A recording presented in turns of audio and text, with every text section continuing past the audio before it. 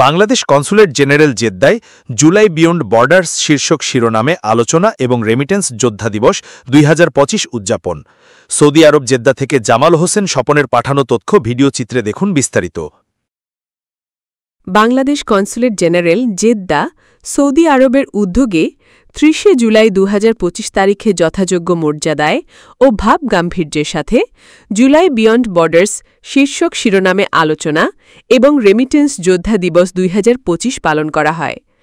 অনুষ্ঠানের শুরুতে মান্যবর ভারপ্রাপ্ত consul general SM. Nazmul Hasan July আগস্টের গণ অভ্যুত্থানের উপর সংগৃহীত চিত্র প্রদর্শনী উদ্বোধন করেন।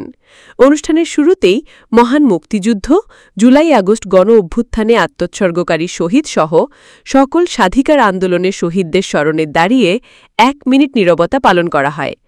অতঃপর জুলাই আগস্টের গণ অভ্যুত্থানের উপর নির্মিত একটি বিশেষ ভিডিও ডকুমেন্টারি প্রদর্শন করা হয়। আলোচনা পর্বে বক্তারা শোষণমুক্ত সমাজ গঠনে সকলের করণীয় এবং রেমিটেন্স দিবসের তাৎপর্যের উপর আলোকপাত করেন। বাংলাদেশ কনসুলেট জেনারেল জেদ্দার মান্যবর ভারপ্রাপ্ত কনসাল জেনারেল তার বক্তব্যে জুলাই আগস্টের আন্দোলনে নিহত শহীদদের গভীর শ্রদ্ধায় স্মরণ করেন। তিনি জুলাই আগস্টের আন্দোলনে নিহত শহীদদের আত্মার মাগফেরাত ও আহতদের সুস্থতা কামনা করেন। তিনি বলেন, জুলাই আগস্ট বৈষম্য বিরোধী আন্দোলন আমাদের শোষণমুক্ত, বৈষম্যমুক্ত সমাজ গঠনে উজ্জীবিত করবে।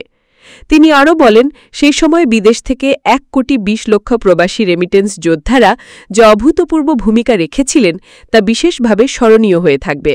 তিনি উল্লেখ করেন, প্রবাসীদের কষ্টার্জিত আয়ে প্রেরিত রেমিটেন্স দেশের আর্থসামাজিক উন্নয়নে এবং জিডিপিতে গুরুত্বপূর্ণ ভূমিকা রেখেছে। তিনি সৌদিতে অবস্থানরত প্রবাসীদের প্রেরিত রেমিটেন্স সর্বোচ্চ বিবেচিত হওয়ায় তাদের অভিনন্দনও জানান। সেই সাথে তিনি সৌদি প্রবাসীদের স্থানীয় নিয়ম মেনে চলার ও বৈধ পথে রেমিটেন্স প্রেরণের উদাত্ত আহ্বান জানান। পরিশেষে তিনি বাংলাদেশের ভাবমূর্তি ইতিবাচক রাখতে অন্যায় অবৈধ কাজ হতে বিরত থাকার আহ্বান জানান। অনুষ্ঠানের শেষে জুলাই আগস্ট গণ অভ্যুত্থানের শহীদদের জন্য বিশেষ দোয়া করা হয়।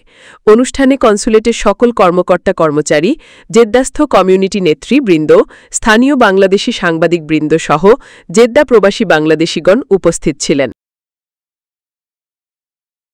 বিভিন্ন ক্ষেত্রে একটি ভিন্ন যে আন্দোলন হয়েছিল মহোদয় ছিলেন তো যেখানে বলা হয়েছে যে এটি প্রথমে ছিল একটি কোটা আন্দোলন থেকে এক দফা আন্দোলন সরকার পতনের, তারপরে সেটা এখন সেটা সংস্কার অনেক এটা একটা টার্ন নিয়েছে, চলমান একটা আন্দোলন। এই আন্দোলন কিন্তু আসলে থেমে যায়নি, আন্দোলন কিন্তু চলমান। দুর্নীতির বিরুদ্ধে আন্দোলন, শোষণের বিরুদ্ধে আন্দোলন, অন্যায়ের বিরুদ্ধে আন্দোলন, তো বৈষম্যের বিরুদ্ধে আন্দোলন, তাই না?